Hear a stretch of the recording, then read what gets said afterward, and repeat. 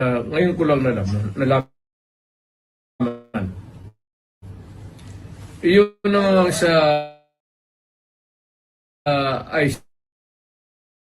ICC, magal na yun. It might, I'm ready. Kasi dumaan ako sa trabaho ko, ma'am, as an appointed elected official of the Republic. I do not there no excuses to give. I offer no apology. I did what I did because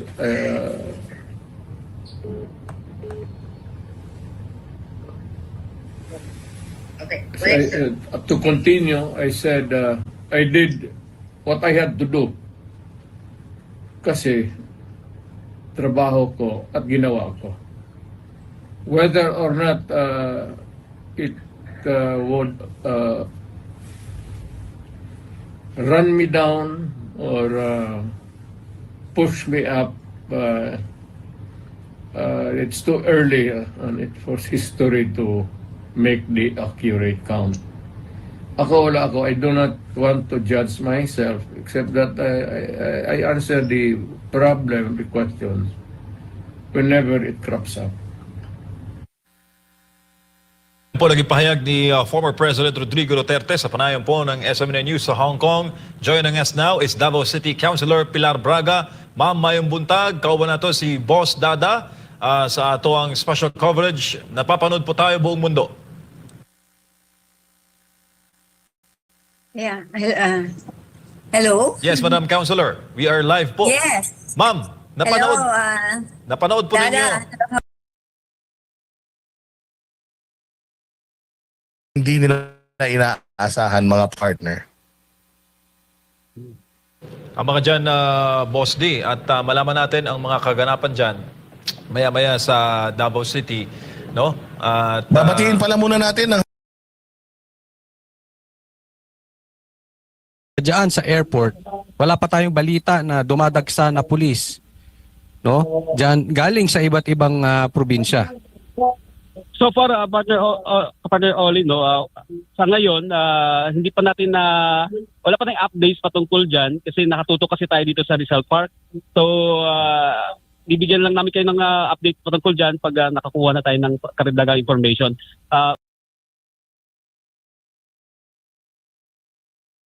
Sa inyo, please go to the website of the Interpol and then basahin nyo kung anong ibig sabihin ng red notice ng Interpol at kanino nang gagaling dapat ang desisyon to implement that or to even pursue that.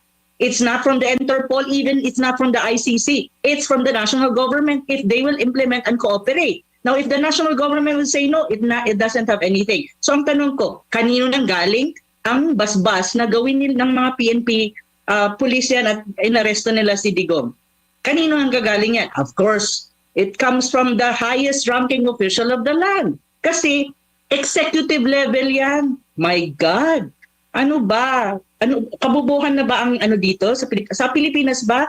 Ang pagiging bobo na ba ang natin? Rule of thumb? Diyos ko Lord!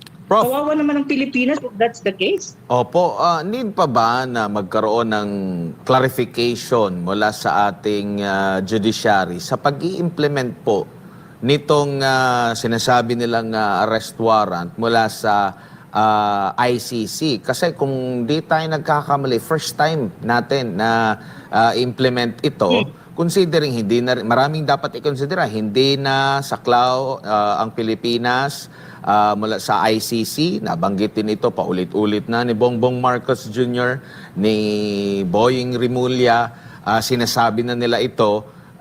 Hindi ba pwedeng kung paano i-implement ito or kailangan pa bang i-implement ito? Kasi ang parang ang nag-apply lang nito, nagbanggit ang Solgen kahapon ata na wala silang notice na natanggap, tapos nabigla na lang tayo na pulis ang mismong nag-implement. Kinwestiyon nga ng dating Pangulo yung pagpapatupad nito kasi wala rin silang nakita or presenta na hard copy doon sa arrest warrant na yun. Hindi po ba maigi na magkonsulta sa tamang procedure dito mismo sa judiciary natin or kahit sa ang abogado nga ng gobyerno nagsasabi nga nung una, 'di ba, na walang mga notices na ganito ganyan tapos bigla i-implement nila ito ang pulis at balita pa nga parang ididiretso nila sa Netherlands ang dating pangulo.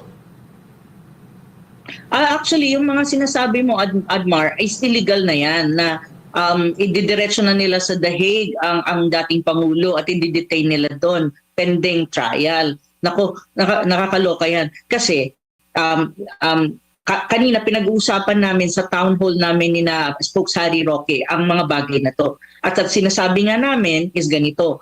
May proseso kasi yan. Like for example, if ICC will have a pending arrest of an individual, unang-una, i-announce nila sa website nila yan. But so far, from the last 2 days, minomonitor namin ang ICC website, ang Interpol website. Walang ganong information.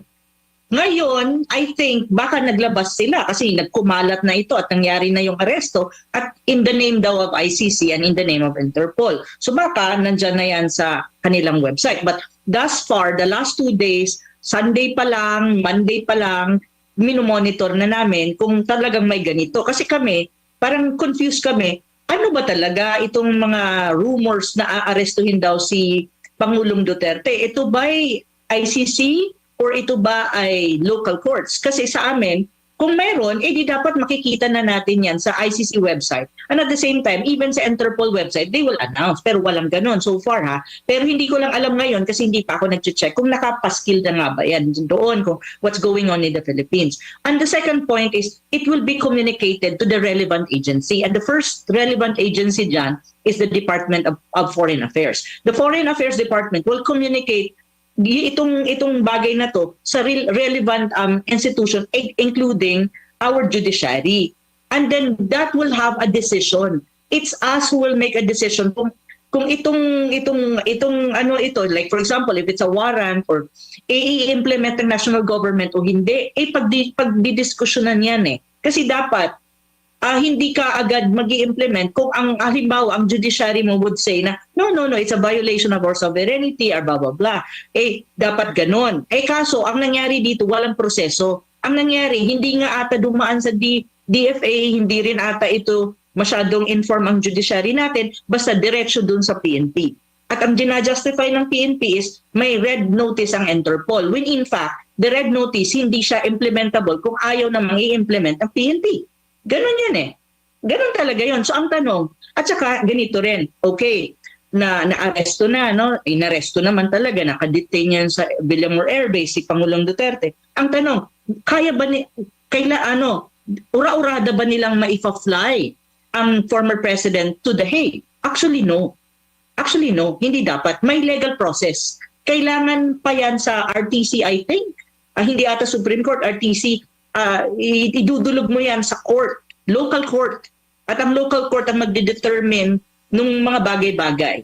Even before you can send him to whichever. Pero ang nangyari ata right now, walang ganon na nangyayari. Kaya nga sinasabi ni Attorney Panelo, this is illegal. May illegality sa nangyayari. Ano to brasuhan ang ginawa nila. Alam mo yung brasuhan, wala nang pakialam kung may due process, may legality yan, basta babarsuhin nila na maaresto nila ang former president. Yes, Prof. Ganun ang nangyari. Prof, ganun talaga. Tanggap muna tayo ng balita dahil ang kampo po ni dating Pangulong Rodrigo Duterte ay tumungo po dyan sa Korte Suprema para nga questionin itong cooperation ng gobyerno natin sa Interpol, no? Kini-question nila ito at magbibigay sa atin ng update dyan si Margot Gonzalez live mula dyan sa Korte Suprema. Margot, magandang hapon. Admar, magandang hapon. Alam mo, hanggang 4:30 lang bukas kanina yung SC filing or yung pag-susumite ng mga petisyon dito sa Korte Suprema. Pero nagawang ihabol ni Attorney Israel Tutorion yung petisyon laban dito sa ating gobyerno kasunod ng kanilang pagtalima at kooperasyon sa ICC. Kasunod nga yan ang pagpapalabas nila ng illegal na arrest warrant laban kay dating Pangulong Rodrigo Duterte. Una nang sinabi ng kampo na dahil wala tayo sa jurisdiction o wala na tayo sa jurisdiction ng ICC, illegal ang lahat ng kooperasyong ginagawa ngayon, including itong pagpapalabas o pagpapatupad ng arrest warrant laban dito sa dating Pangulo. Petition for certiorari and prohibition yung ifinile dito sa Korte Suprema Admar. Ang respondents, ang petitioners dyan ay mismong si PRRD, si dating Pangulong Rodrigo Duterte at itong si Senator Bato de Rosa, and they are asking the court na makapag-issue ng temporary restraining order para mapigil itong arrest warrant at agad na mapalaya sa illegal detention itong ating pinakamamahal, dating Pangulong Rodrigo Duterte. Narito ang buong media interview natin kanina kasama si Attorney Israelito Torion. So, good afternoon everyone. Magandang hapon po Pilipinas.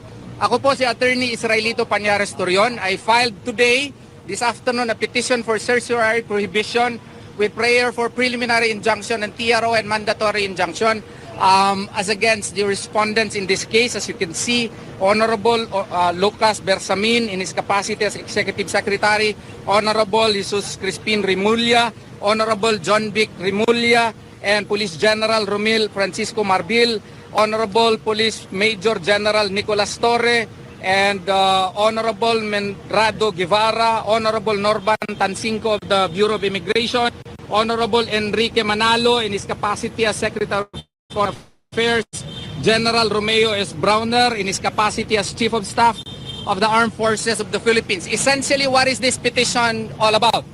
This is a petition which calls for the respondent to cease from cooperating with the International Criminal Court. On what ground?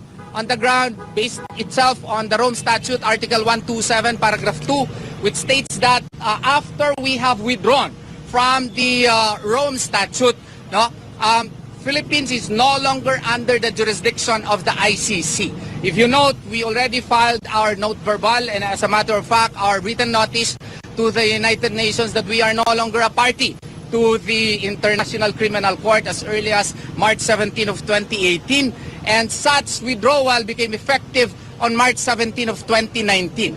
Under Article 127, Paragraph 2 of the Rome Statute, it states that only matters which are under consideration by the ICC, which creates the probability that the ICC may retain its jurisdiction.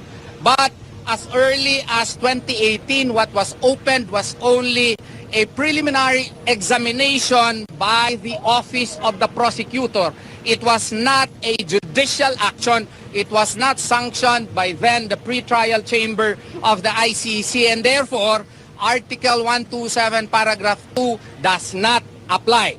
And therefore, the Philippine government should no longer cooperate with the International Criminal Court, and all the actions, therefore, of the respondent are null and void, and we call upon the Philippine government to stick with the law, with the rule of law, that since the Philippines is no longer a party to the International Criminal Court, then it has no business anymore cooperating with such body, including the International Police, Interpol. So that is our prayer, and in the interim, we are requesting, we are earnestly praying to the Honorable Supreme Court to grant us a temporary restraining order restraining the Philippine government, the respondents from cooperating with the ICC, and to release outright from custody our beloved former President Rodrigo Duterte, on the ground that his detention now is illegal, unconstitutional, and has no basis under the law.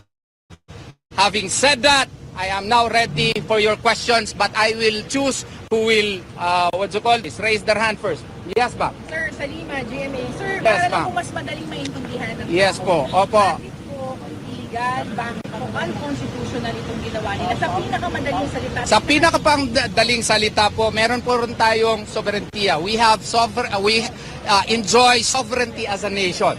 So, knowing that we have territorial sovereignty and we therefore have to be governed by our own laws po. exception lamang yan kung magpasok po tayo sa mga city katulad po ng Rome Statute. Nag-withdraw na po tayo doon. Kung basahin niyo po yung Article 127, ang exception lang po under paragraph 2 na posible na pwede pa may jurisdiction po ang ICC po dito ay kung ang matter is under jurisdiction po ng ICC. Hindi na po under consideration po kasi po noong 2018 ang ginawa po ay Office of Prosecutor lang po ang nag-conduct ng preliminary examination. Hindi po yun pre-trial chamber, hindi po yun korte ng ICC. So under consideration, nung nag-withdraw tayo ng 2018, ano yan, 1 year thereafter. So kung hindi yun, wala na tayo sa jurisdiction ng ICC. So kung mag-arrant yung ICC, dapat hindi na mag-cooperate po. Yun po ang paliwanag ko po. Yan ang dito sa ating petition. 94 pages petition po ito. Informed about this yesterday. We had no sleep, and to prepare this for our country and for our beloved President and for La Rosa likewise. Sir, tanong ko lang. Yes, ma'am.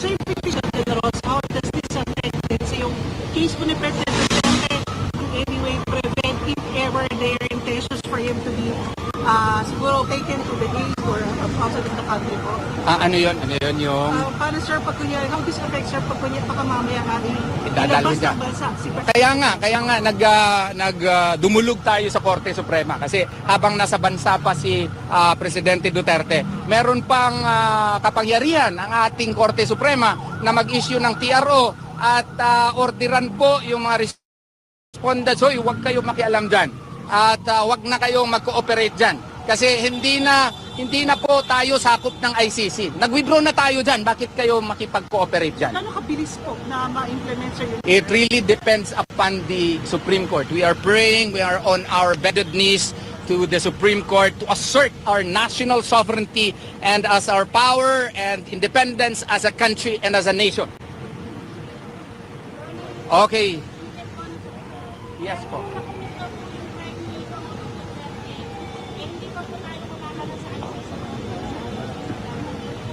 Pero nag-withdraw kasi matagal yun Nag-withdraw kasi tayo noong 2018, March 17. So, dapat po, kung gusto nila imbestigahan, they had 1 year period to do it. And they should have secured the necessary order from the pre-trial chamber in order for the issuance of the proper warrant of arrest. Nag-expire na po yun. So therefore, yun po ang ating stand po na wala na pong jurisdiction yung ICC. Meron naman tayong mga korte dito sa Pilipinas. Ang korte natin ay existing. Ito po ang ating system of justice is well working. So if there are complaints to be filed against PRRD or Senator Bato, then they can file in our country. We should be able to obtain justice within our territory and not by other personalities or entities which are far from us and who do not know us, na hindi man lang tayo kilala. Yun po. So maraming salamat po sa inyong panahon na binigay sa akin. Yes. Hindi ba kayo parang other legal remedies while waiting for the Supreme Court to act on your petition? I have to consult that with Attorney Martin Delgra, and with other lawyers. I'm working with other lawyers, Nagkataon lang na kanina sa kaguluhan, hindi ako nakapasok sa Camp Villamor, dinala siya sa Camp Villamor. Ako ang nasa labas. Ako ang nag-finalize nito lahat. So, that's why I'm the one facing you. So, I have to coordinate with other lawyers also who love the former president. There's so many lawyers who love him. So, I have to consult them likewise. Yes. Ang petitioner natin si Senator Roda Bato de la Rosa. No. The petitioner is President Rodrigo Roa Duterte and Senator. Yes po. Dalawa po sila dito sa petition na ito. Okay? I had a discussion with him last night and I did not know, even until now, I have not seen the warrant of arrest. And we coordinated for him to sign the verification. and he signed the verification in collaboration what you call this, working hand in hand with my associates in Davao City, because I was still in Hong Kong yesterday. Nabanggit ba sir ni Senator De La Rosa kung pati-in ba siya or arrest with the ICC? Because he's also one of being investigated. Yes, he is one of those being investigated. So that is why we are also filing this for him, because he is actually my client. He is my principal client. And it's only today that we decided to include, and President Rodrigo Roa Duterte is likewise included in the petition. So knowing that he is involved in the investigation, and we are questioning the continued cooperation of the Philippine government with the ICC, so he is a petitioner likewise in this case. He's in Manila sir or in Davao? That I do not know exactly where he is. Okay, maraming salamat po ha. Thank you po.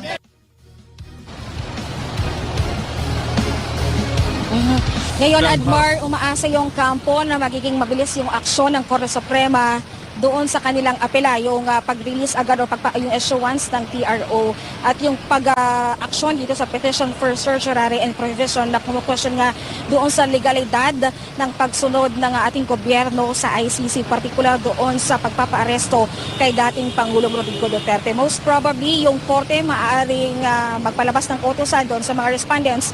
I think nasa siyam na respondents yung nandun sa petition sa iba't ibang ahensya ng gobyerno, maaaring magpalabas ng order yung korte na yung lahat ng respondents doon sa petisyon ay sumagot within 10 days at from there ay baka magdesisyon kaagad yung Korte Suprema para dito sa pagpapalabas ng TRO. Admar. Margot, linawin lang natin ha, hindi si Attorney Torion ang petitioner. Si dating Pangulong Rodrigo Duterte, nautusan lang na mag-file si Attorney Torion. Yes. Oo. Gaya ng nasabi ni Atty. Torion din kanina, gaya din ng nasabi natin kanina, dalawang petitioners ito. Si PRRD mismo at itong si Senator Bato de la Rosa ang nag-asikaso lang. Dahil nga nakakulong si PRRD, ang nag-asikaso lang para dito sa petisyon ay ang abogado ni si Atty. Israelito Torion. MJ. Maraming salamat si Margot Gonzalez live mula dyan sa Korte Suprema, kung saan ang kampo po ni dating Pangulo Rodrigo Duterte ay kinikwestiyon itong naging hakbang ngayon ng gobyerno sa pag-ugnayan sa ICC sa pag-implement nga nitong arrest warrant. Prof, anong masasabi mo dito sa ganap na ito? Actually, tama naman lahat ang sinabi ni Attorney Torion, at tama nga naman, 'di ba? Ang kanina pa natin pinag-uusapan na ang Pilipinas is not a failed state. We have laws, and we have courts, and we have the Supreme Court, we have the RTC at iba't ibang klaseng korte. At lahat naman 'yan gumagana. Kaya nga ang sinasabi niya, kung gusto nilang mag-file whatever man it is that they want to file against the former president, mag-file kayo sa domestic court. Kasi in the very first place nga, wala nang jurisdiction ang ICC sa Pilipinas.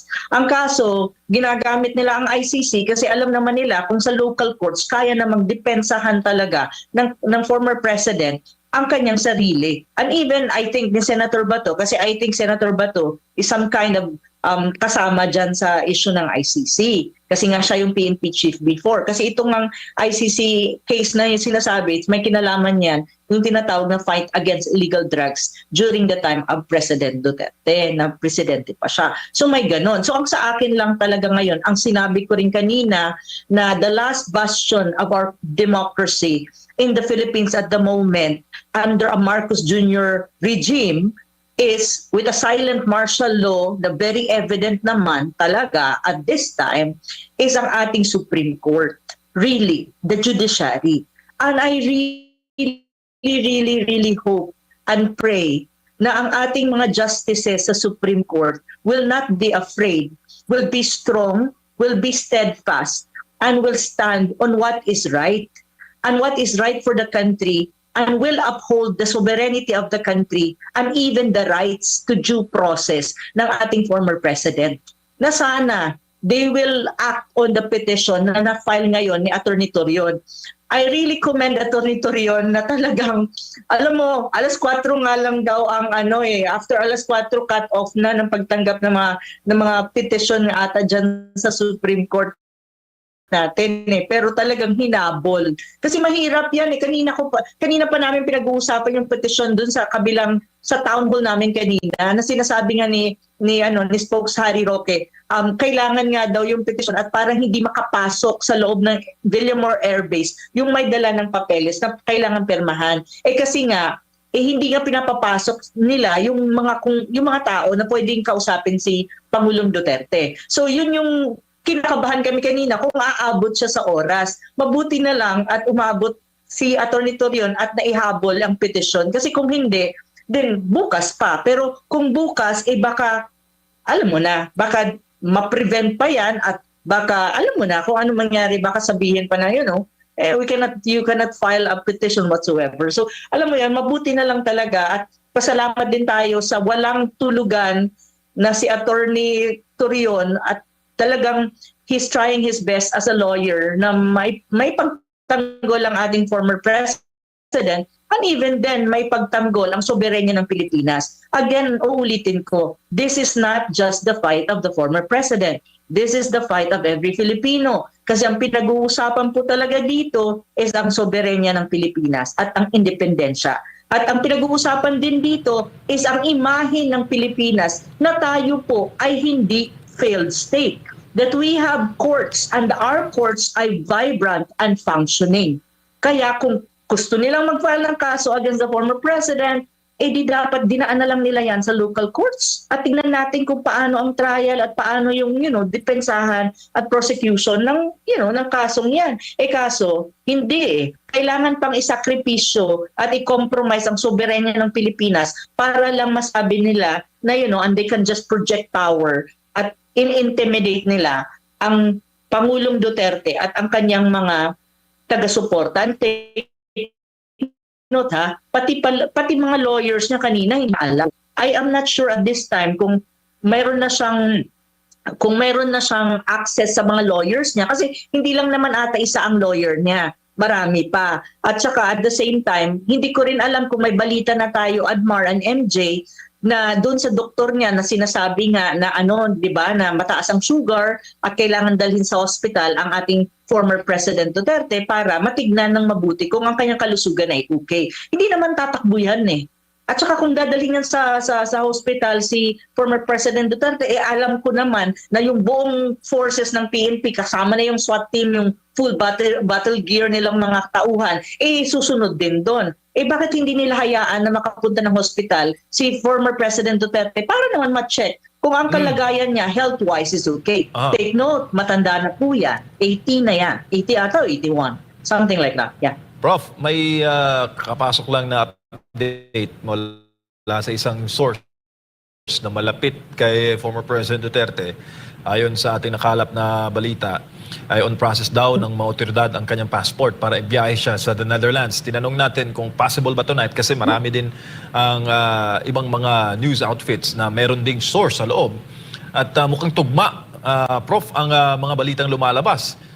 Meron daw mga naka-standby na private jet para dalhin ng dating presidente at yung info ay possible ngayong gabi. Itong nakuha natin na source ay malapit sa dating presidente at on process nga ng mga otoridad ang kanyang passport. So talagang tutuluyan, Prof. Pero sinabi ni PRD na ayaw niya na magpadala sa banyagang bansa at nasabuti pang barilin na lang daw siya kaysa mahawakan ng mga puti. Anong masasabi mo doon, Prof? Ayun na yun. Yun sinasabi ko. Kanina pa namin alam actually. Hindi pa ako na-interview. Siguro lunchtime pa lang. May balita na ako nare-receive coming from some sources and friends na may mga aeroplano or jet na naka-standby sa Villamor Air Base na ready anytime na i-depart nila or i-fly out nila si President Duterte to another place. Ang kanina hindi malinaw kung diretsong The Hague kasi nasa Netherlands yung The Hague at nandun yung ICC.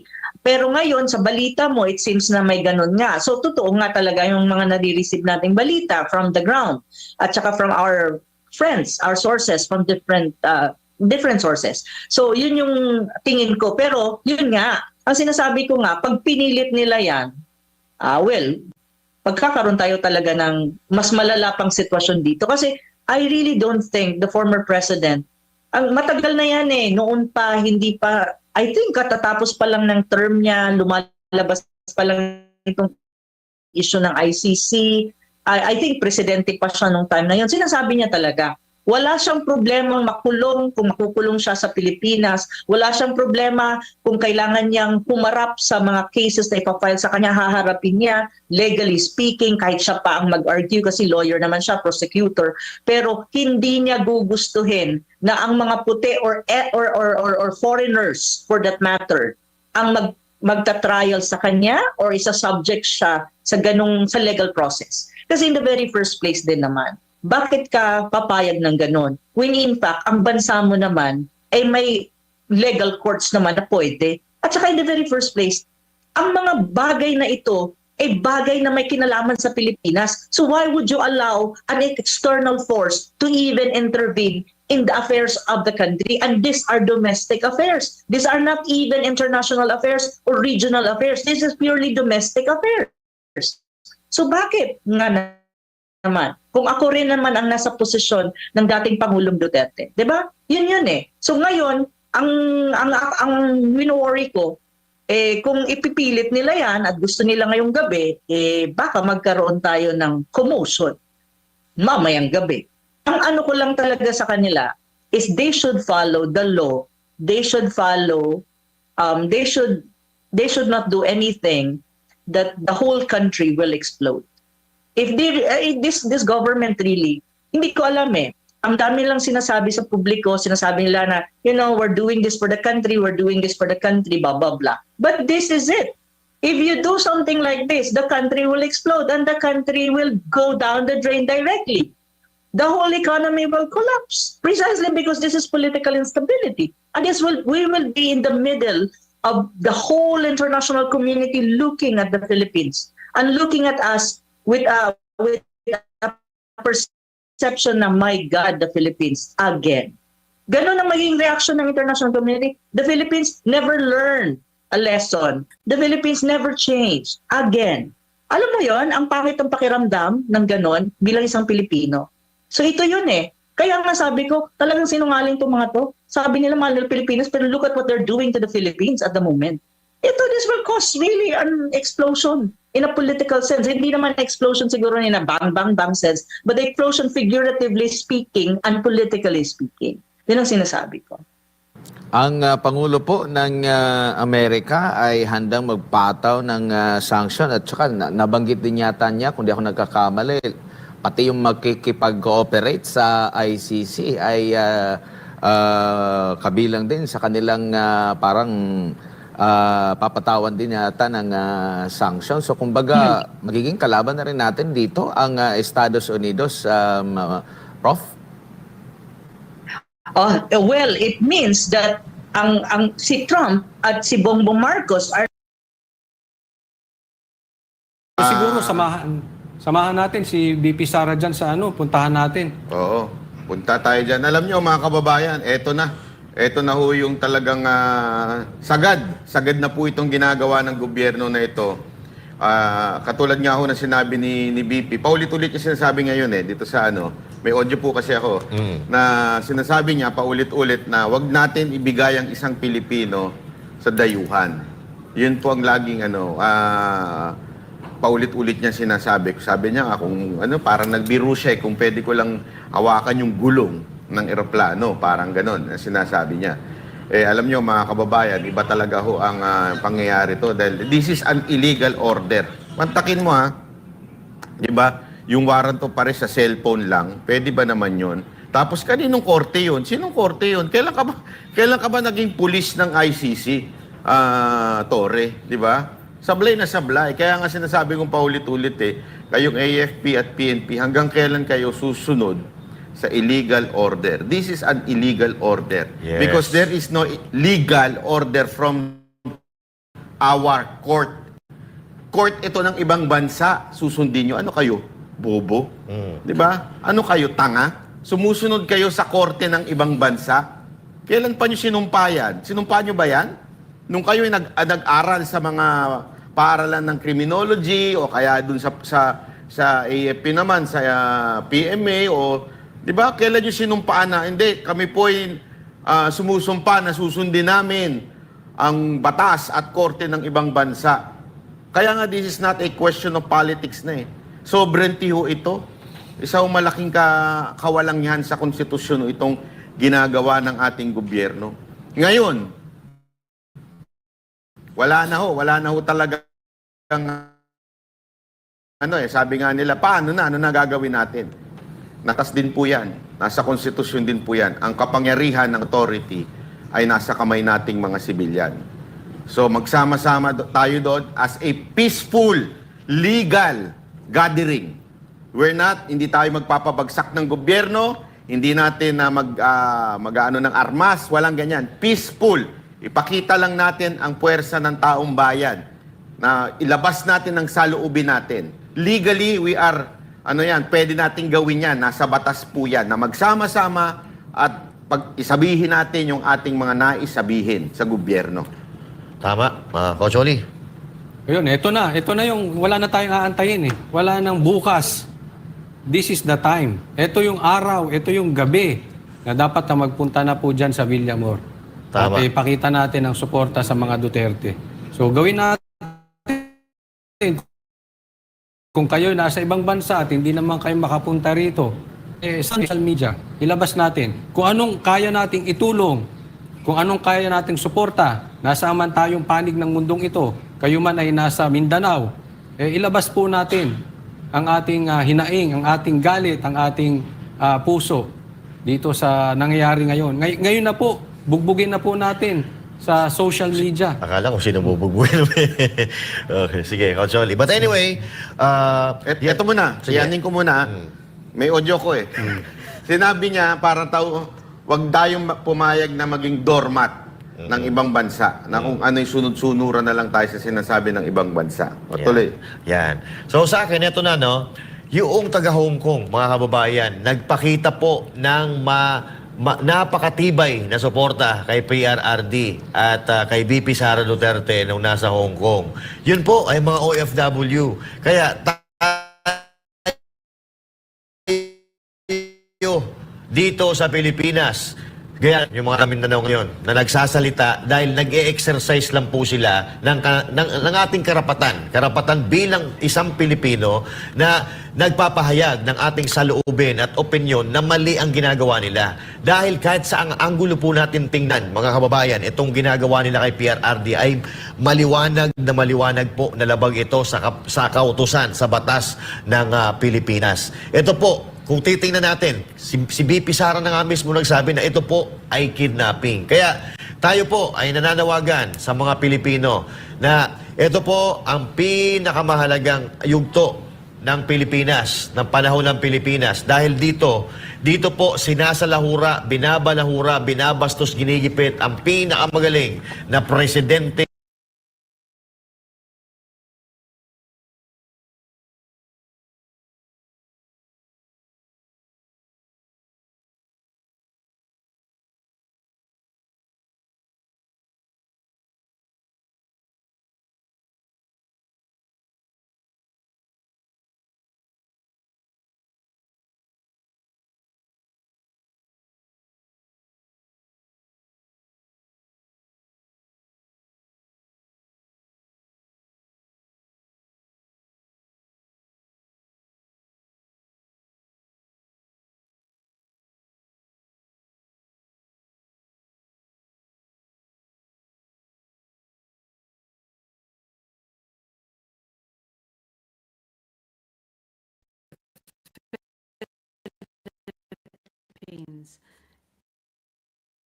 Case, the prosecutor versus Mr. Rodrigo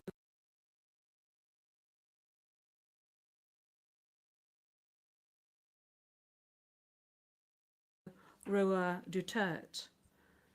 Case number ICC 0121 0125. And we are in open session.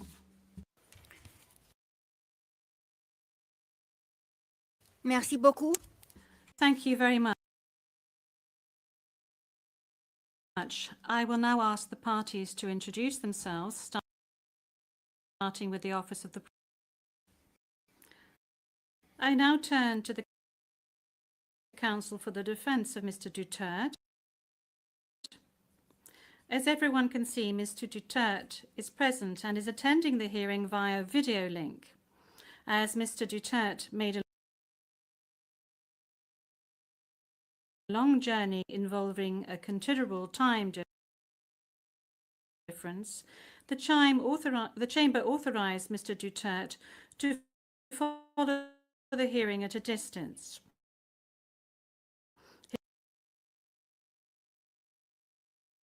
Is present with us in the courtroom.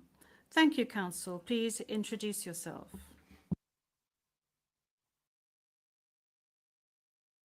Good afternoon, Your Honors. I am Salvador C. Medjaldea, counsel for Rodrigo Roa Duterte. Merci beaucoup. Thank you very much. Thank you very much, Counsel. I will now introduce the Chamber. By my side, we have the Judge Reine Adelaide Sophie Alapine Gansu, the Vice President of the Court, and Judge Maria del Socorres Flores Liera. I am the presiding judge of the pretrial Chamber 1 of the Court, and my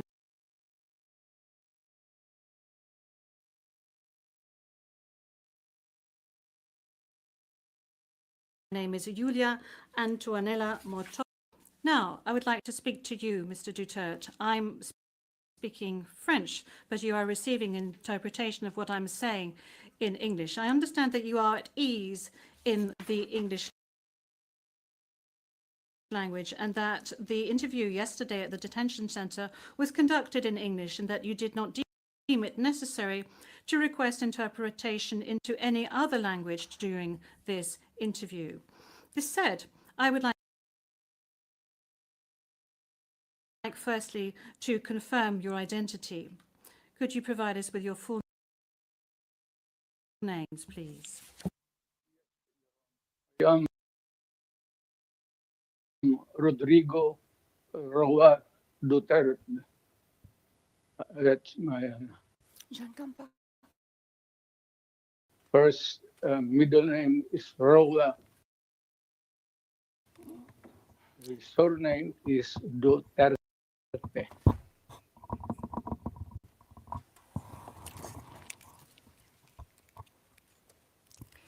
Merci beaucoup. Thank you very much. What is your date of birth? Again, ma'am.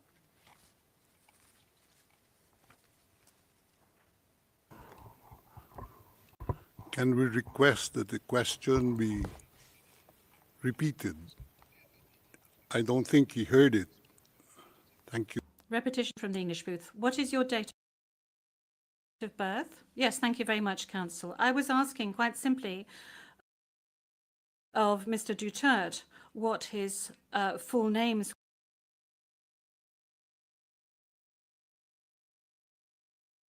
were, and then I subsequently asked him what his name is neither the start of the trial nor is it a confirmation of charges hearing. During today's hearing, no evidence will be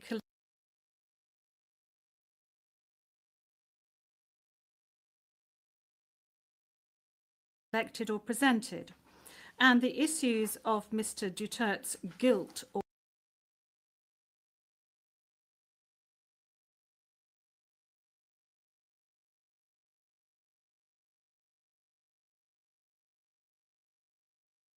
innocence will therefore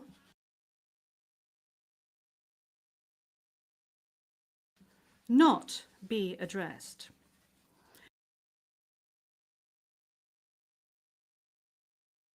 In accordance with Article 61 of the Rome Statute, the courts found treaty and Rule 1211 of the Rules of Procedure and Evidence, the main purpose of this initial appearance is to answer 3 questions.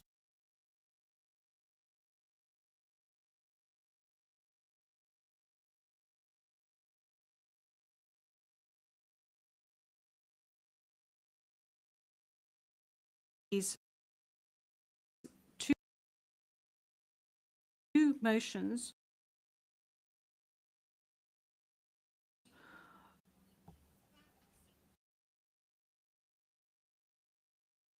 have not been accepted by the Chamber because of the nature of today's hearing. No further discussion on the matter is necessary during this hearing. At an earlier stage,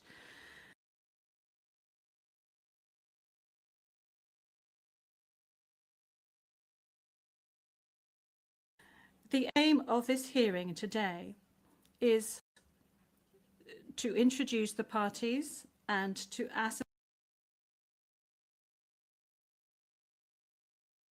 ascertain the charges and to set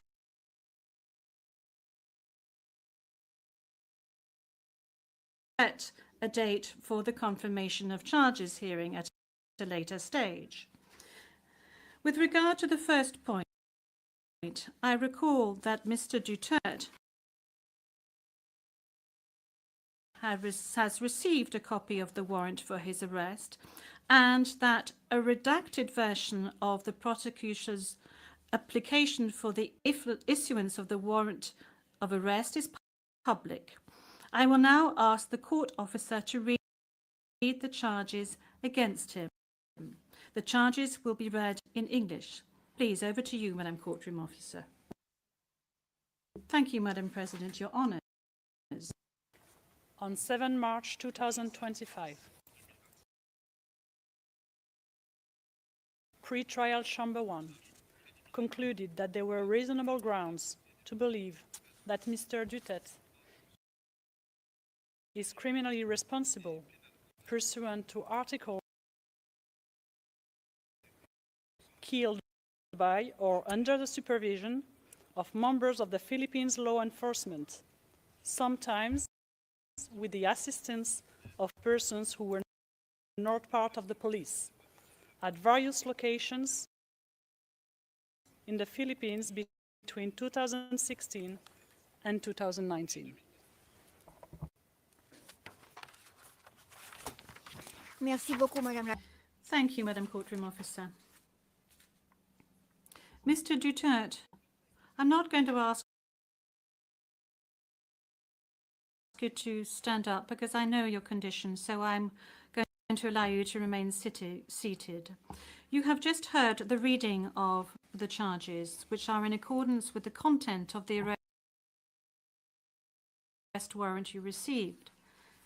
This means that you have been informed of the crimes of which you are accused. And this concludes the examination of the first point mentioned above. I will now turn to the second point, which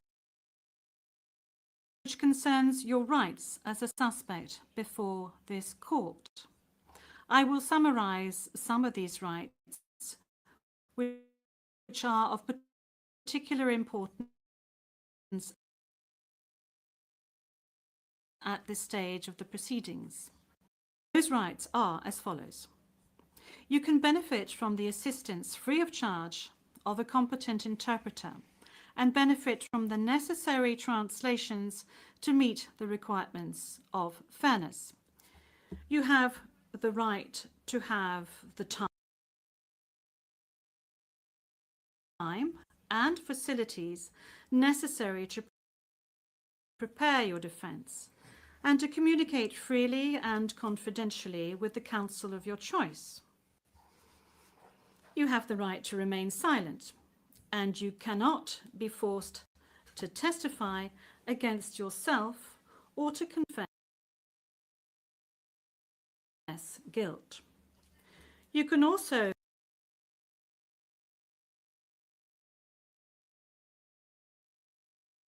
make statements in your defense without taking an oath. In addition to any other disclosure provided for in the statute, the prosecutor must disclose to you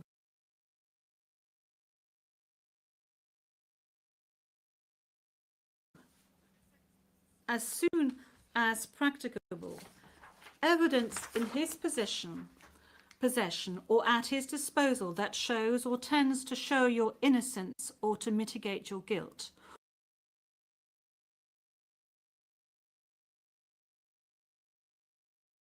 or that could undermine the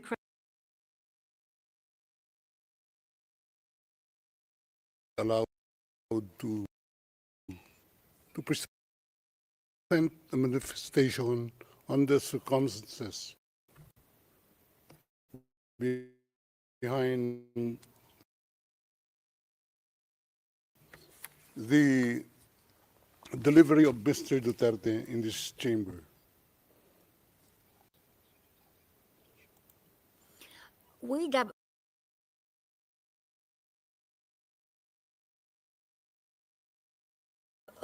Maître, je dois d'abord demander. Yes, counsel. This is as part of the procedure.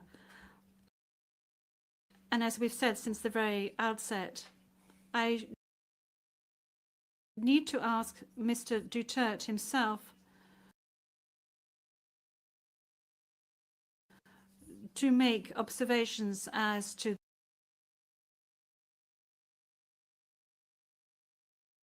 the condition of his surrender to the court and the conditions of his detention at the detention facility since his arrival.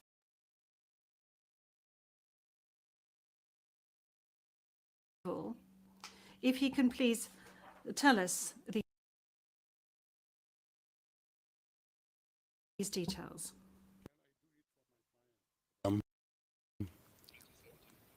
Thank you.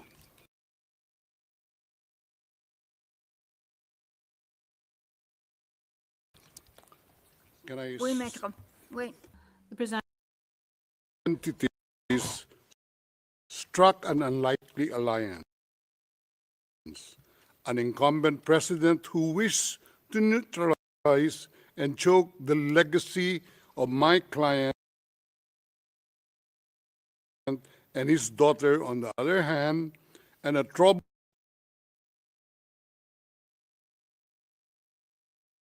legal institution subject to delegitimization and desperate for a price cuts and a legal show today on the other hand.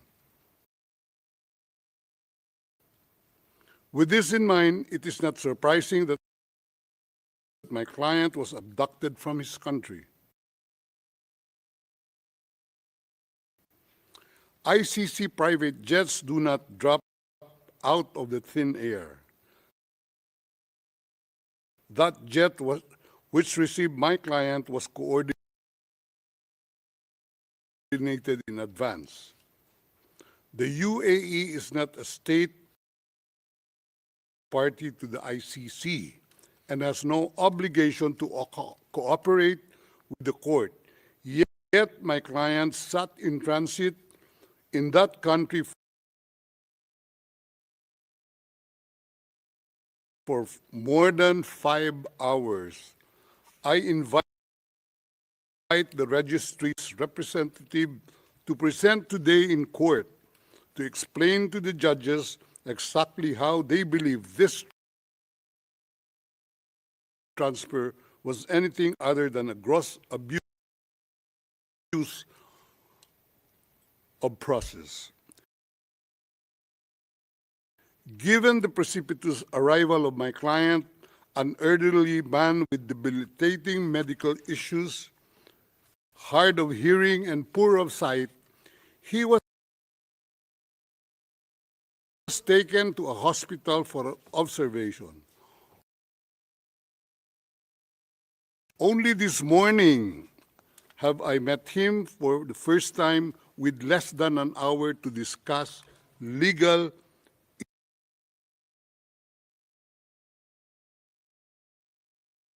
issues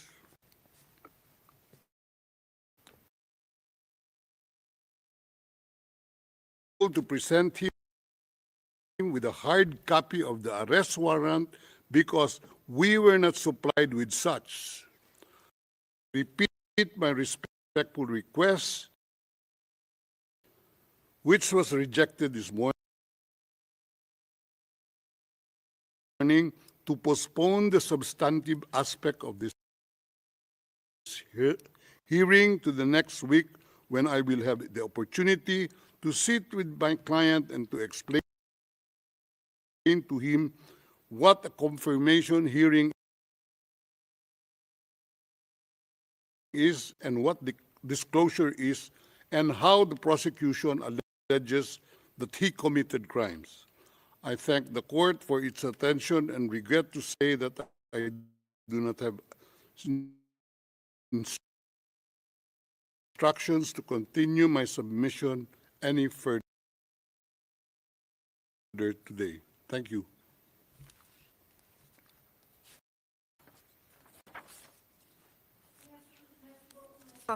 D'abord, concernant... Thank you, Counsel. Now, with regard to the health issues of Mr. Duterte, I believe that the court has taken specific measures with regard to his health situation, and I note that subsequent to his arrest and when he arrived at the detention center, the court's doctor was of the opinion that you were fully mentally aware and fit, and that you have undergone further checks and tests at the detention facility. And when you broached health matters, that's saying that you were not able to come to the hearing, the doctors who consulted with you were of the opinion that Mr. Duterte was not in a position to come to the hearing physically, but that if he gave a written permission, he would be able to take part via video link. Now, that is with regard to the health matters that you just mentioned. They are very important, especially concerning the matter of age. Now, with regard to the rights of Mr. Duterte, we have before us the registrar's or the registry's report that says that Mr. Duterte has been informed of his rights, including Articles 66 and 67 of the Rome Statute, and that that he is aware of his rights and that he is also aware of the charges against him. We have before us the report of the registry saying that he was also aware of the warrant of arrest in the English language and that he is very well versed in the English language. Once again, you have the possibility of these charges being read in English, which was the case today. I have read to you in the French language the rights that he has, Mr. Duterte, before this court, and I'd like to specify once again that this is an initial hearing. In order for Mr. Duterte to be aware of his rights and the charges against him. And then there will be a full procedure that will unfurl leading up to the confirmation of charges that will enable Mr. Duterte to raise all the matters that you have just raised with regard to the warrant of arrest, with regard to the crimes committed, with regards to the charges, and any other matters associated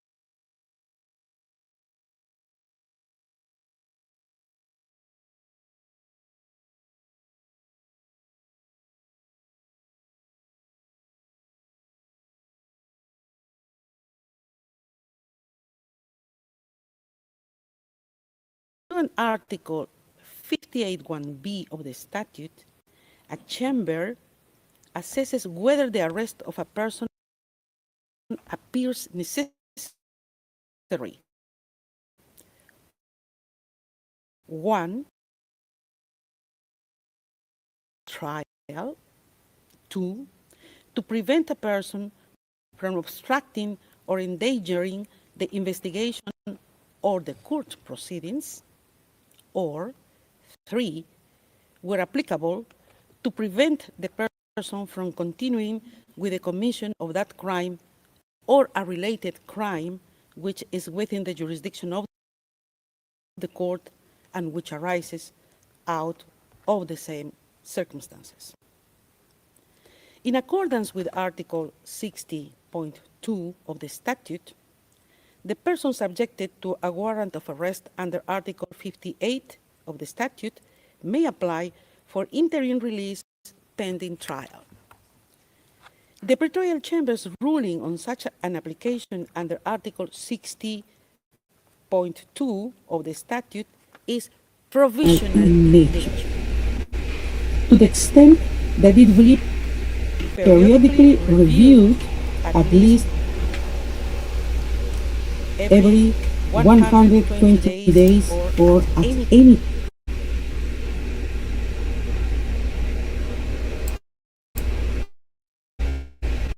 time following a request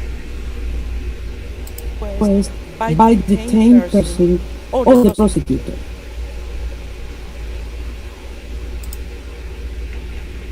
If satisfied that the circumstance so require. The Pretorial Chamber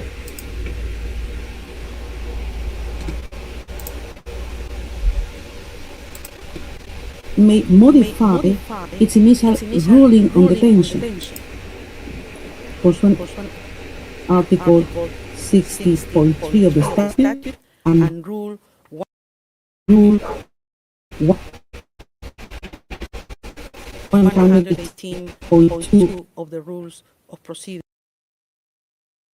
And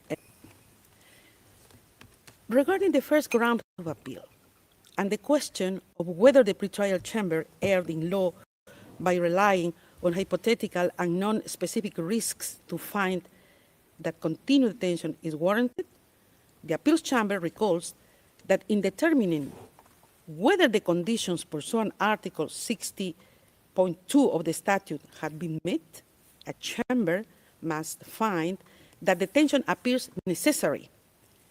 In this context, the appeals chamber observes that a determination shall be made concerning the possibility and not the inevitability that one of the events listed in Article 58(1)b of the statute will occur, and that it is the responsibility of the relevant chamber to weigh the evidence before it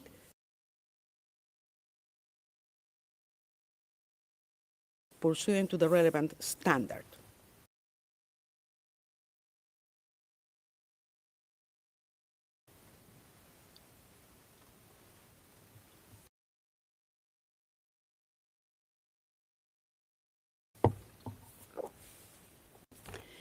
The appeals chamber notes that in its assessment of risks under Article 58(1)b of the statute, the pretorial chamber relied on this legal standard. Indeed, the pretorial chamber correctly referred to the standard that the assessment under Article 58(1)b of the statute concerns the possibility, not the inevitability, of a future occurrence. It then analyzed the material against this standard. Accordingly, the defense has failed to demonstrate that the pretorial chamber misapprehended the legal standard relevant to the assessment of risks under Article 58(1)b of the statute. With regard to the pretrial chamber's assessment and weighing of evidence in assessing risks pursuant Article 58(1)b, subparagraph 2 of the statute, the appeals chamber notes that the pretrial chamber made reference to 5 documents, including media articles, publications of non-governmental organizations, and a book which, in its view, indicated that Mr. Duterte's inclination to interfere with investigation against him.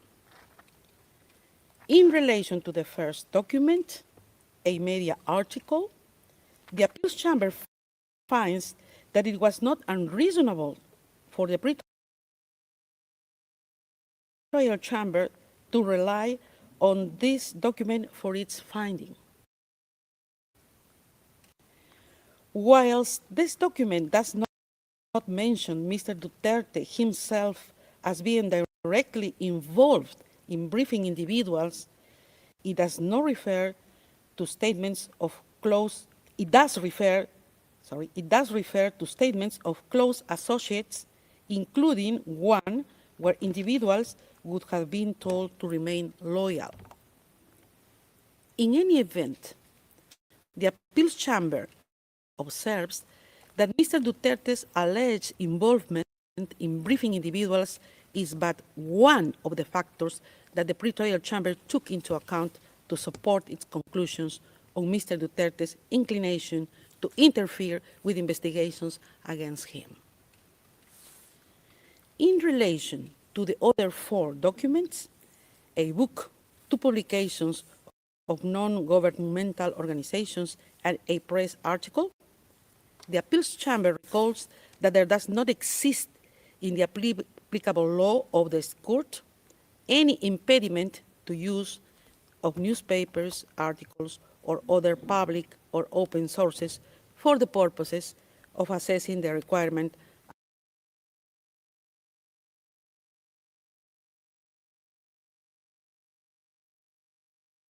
under Article 58(1) of the statute. Nor is there any requirement that such material be corroborated. Noting this, the appeals chamber considers that it is possible to discern how the pretrial chamber reached its conclusion on Mr. Duterte's alleged involvement in the threatening and taking of retaliatory actions against individuals opposed to him. In any event, the appeals chamber observes that this is only one of the factors that the pretrial chamber took into account to support its conclusion on Mr. Duterte's inclination to interfere with investigations against him, and more generally on the risk of Mr. Duterte obstructing or endangering the investigations or the court proceedings.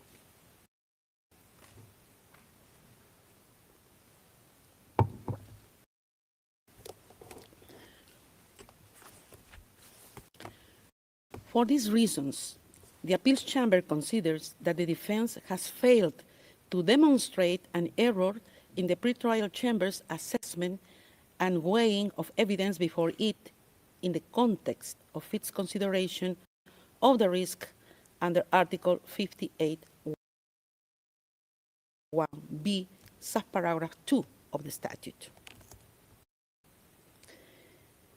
In relation to the pretrial chamber's reliance on the notion of a network of supporters, the appeals chamber recalls that it has considered that it is sufficient for a chamber to establish that it is possible that a suspect had the necessary assets to abscond, and that there is a risk that a suspect has the financial means to abscond on the basis of concrete evidence. The appeals chamber has also held that the existence of a supportive network and financial means may be relevant to determining whether there is a risk that a person may evade justice or interfere with the investigation, and that access to the international contacts could provide the means to enable a suspect to abscond, whether or not there was evidence that the suspect would actually utilize such contacts.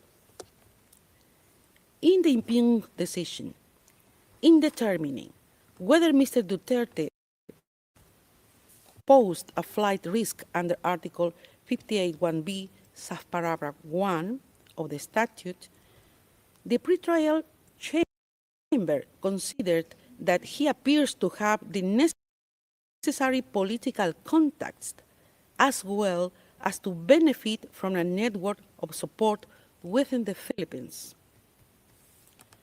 The appeals chamber considers that contrary to the defense's argument, the pretrial chamber specifically outlined why it found that there existed a network of supporters in relation to Mr. Duterte, and for which reason this supported its conclusion that the risk under Article 58(1)b, subparagraph 1 of the statute was established.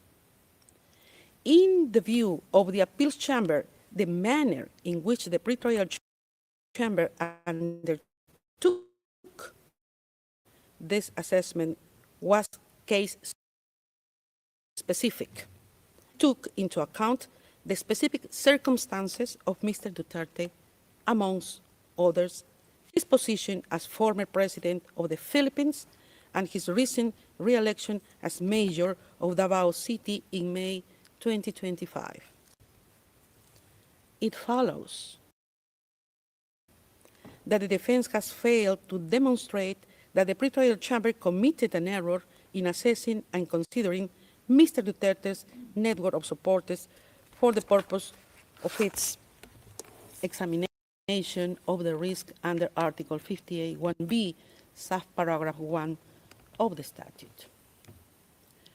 Further, under the first ground of appeal, the defense argues that the pretrial chamber's alleged reliance on irrelevant considerations led to errors of law and fact. Regarding the arguments on the assessment of evidence, and in particular, the defense's contention that a number of factors relied on by the pretrial chamber were irrelevant, the appeals chamber notes that when assessing the risk under Article 58(1)b, subparagraph 1 of the statute, the pretrial chamber relied on several factors in support of its finding that such risk existed. It relied on a statement by Mr. Duterte, statements by others, Mr. Duterte's position as the former president of the Philippines and his recent re-election as mayor of Davao City, as well as the matter of the gravity of the alleged crimes and concomitant sentence in case of conviction. The appeals chamber observes that the defense does not explain why, in its view, these factors were irrelevant to the pretrial chamber's assessment. Without more, the defense has failed to substantiate that the pretrial chamber's reasoning and assessment were unreasonable.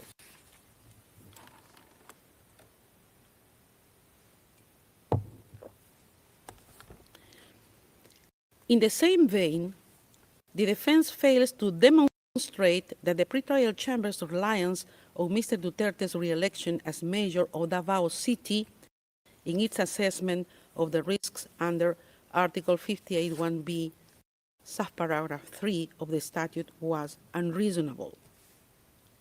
Moreover, with regard to the defense's contention that the pretrial chamber selectively cited facts and ignored others in the same items of evidence, the appeals chamber considers that the defense has failed to demonstrate how the fact that the pretrial chamber accorded weight to the statement from Mr. Duterte that it cited should result in the pretrial chambers ignoring or attaching no weight to other statements. Regarding gravity and concomitant sentences in case of conviction, it is recalled that the appeals chamber has consistently held that these factors are relevant considerations in assessing the risk under Article 58(1)(b), subparagraph 1 of the statute, as these are factors that may increase an incentive of a person to abscond. In the present instance, the gravity of the alleged crimes and the possibility of a lengthy sentence was but one of the factors the pretrial chamber took into account in its assessment of risks under Article 58(1)(b), subparagraph 1 and 2 of the statute.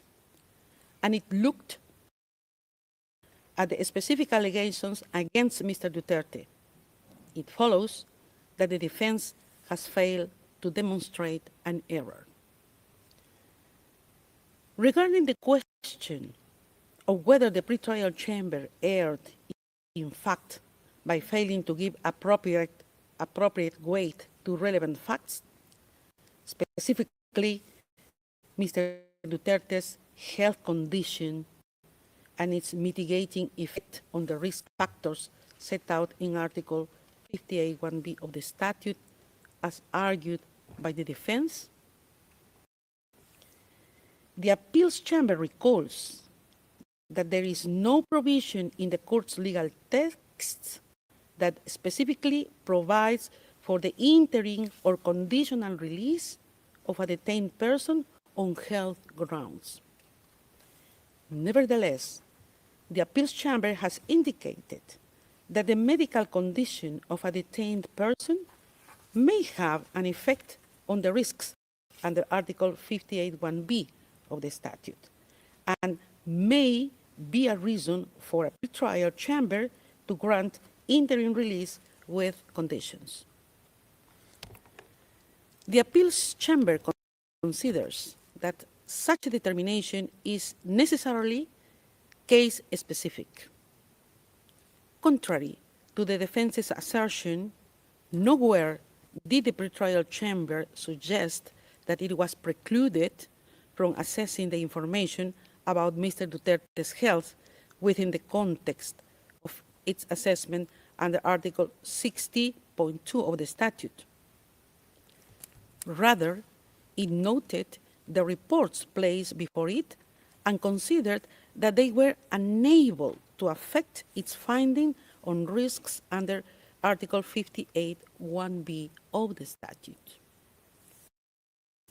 The defense has failed to show that the pretrial chamber's approach was unreasonable. For these reasons, having rejected the defense's argument under this ground of appeal, the first ground of appeal is rejected.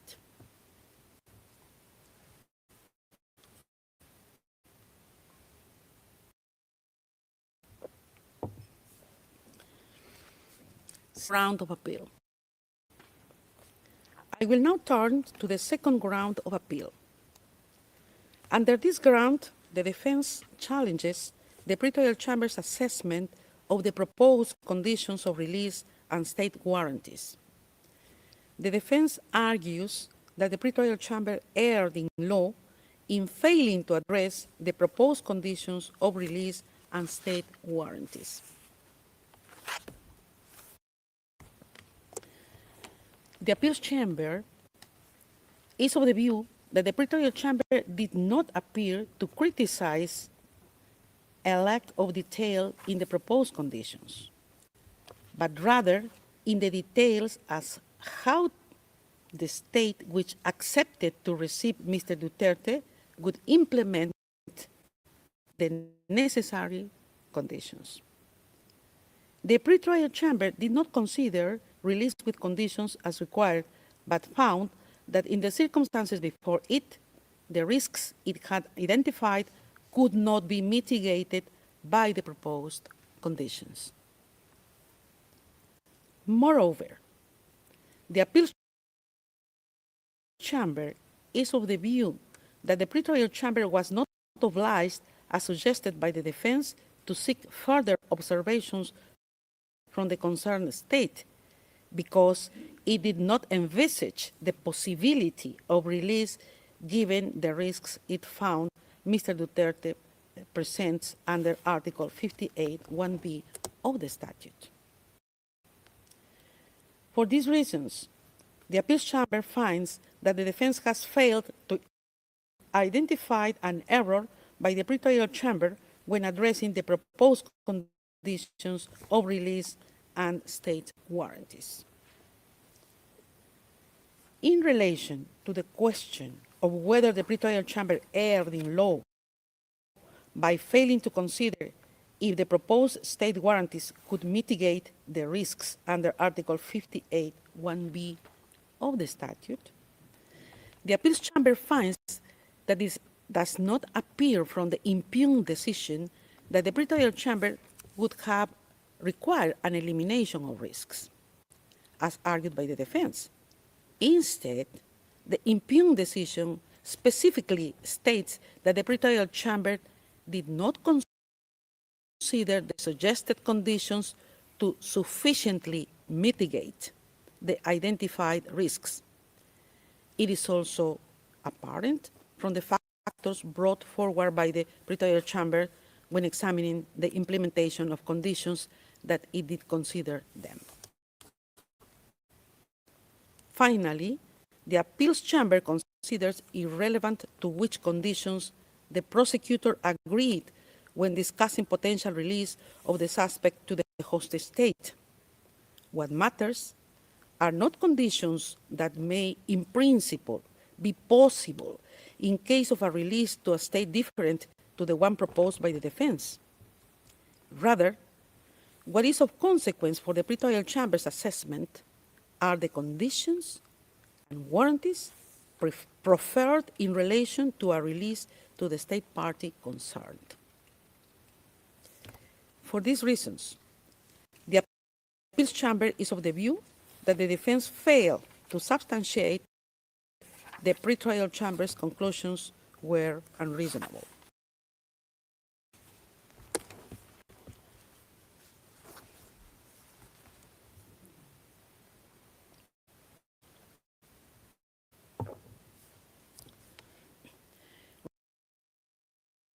Regarding the defense, the pretrial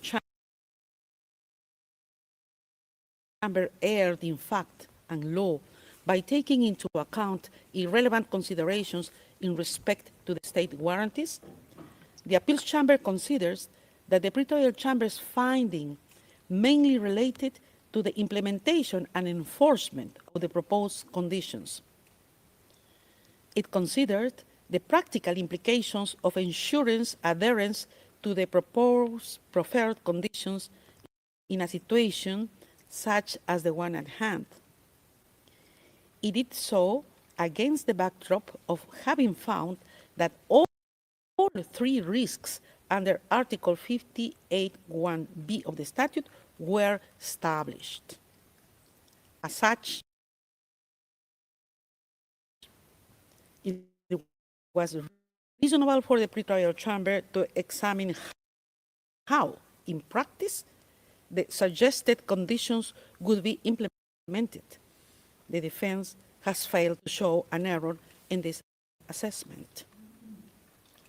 For these reasons, the appeals chamber considers that the defense has failed to show how the pretrial chamber erred in its assessment of the proposed conditions of release and state warranties.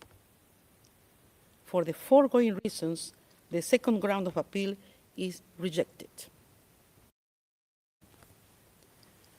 Third ground of appeal.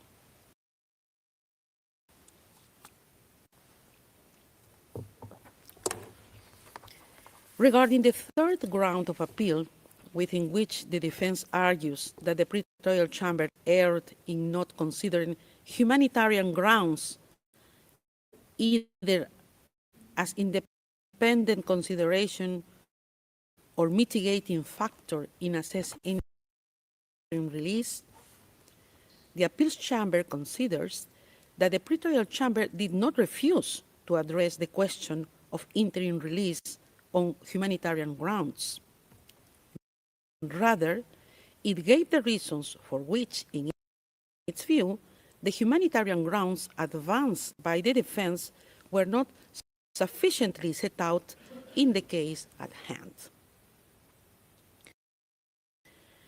Further, the appeals chamber recalls that the medical condition of a detained person may be a reason for a chamber to grant interim release with conditions, and that the chamber enjoys discretion when deciding on conditional release. The appeals chamber considers that it is not apparent from the pretrial chamber's assessment that it was unreasonable. The pretrial chamber found the existence of risks under Article 58(1)(b) of the statute, which were not mitigated by Mr. Duterte's purported condition, and also could not be mitigated by any condition imposed upon release.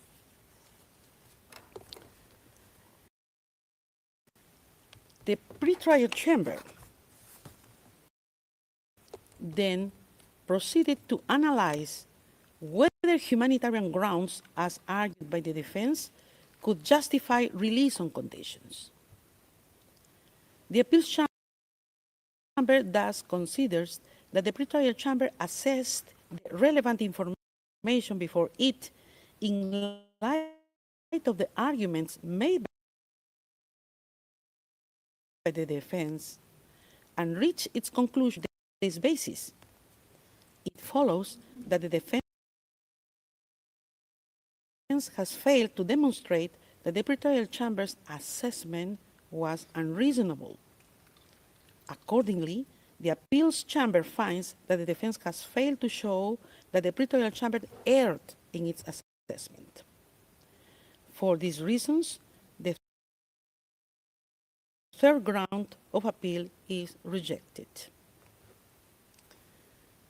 Finally, the appeals chamber notes that the pretrial chamber reached its conclusions in relation to the risks enumerated in Article 58(1)(b) of the statute on the basis of a comprehensive assessment of the information before it.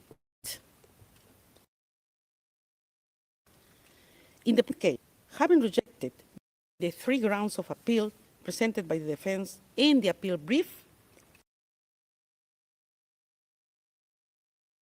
the appeals chambers unanimously confirms the impugned decision. This brings us to the end of the summary of the appeals chamber's judgment. The judgment will be notified to the parties and participants after the hearing.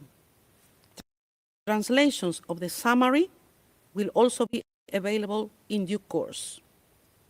I would like to thank the court reporters, interpreters, and other registry staff for their valuable assistance today in holding this hearing.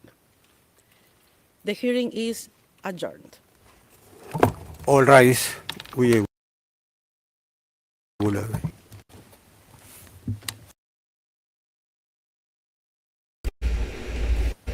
Utang ina itong mga ito. Utang ina talaga itong mga ito. Lahat no? Lahat denied. Utang ina talaga nakakainis. Parang mahina si Kapman na abogado, no?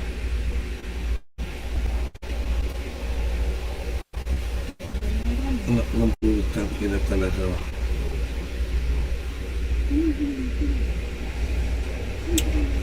Ay, nako. Ewan ko sa inyo, mga putang ina ninyo. Putang ina ninyo.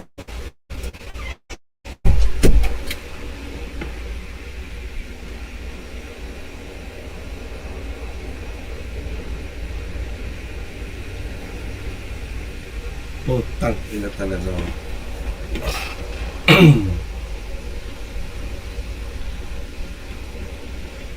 Ay, nako.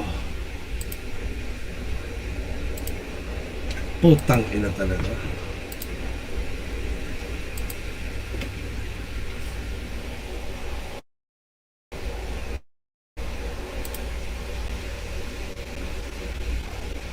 Putang ina talaga. No?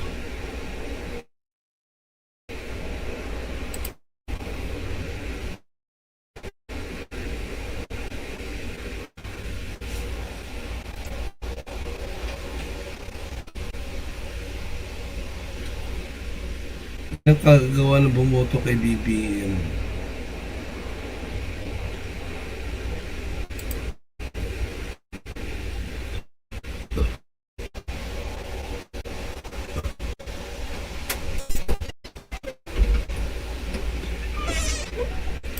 Ay.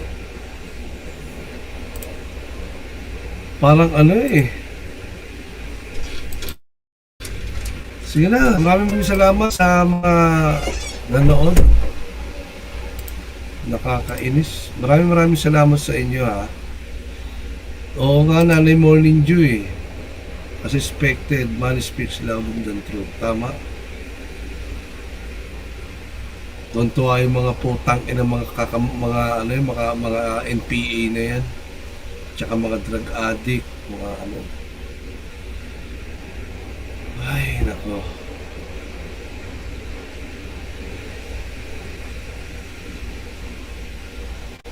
Sige na, okay na.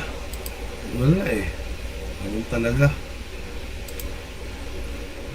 talaga.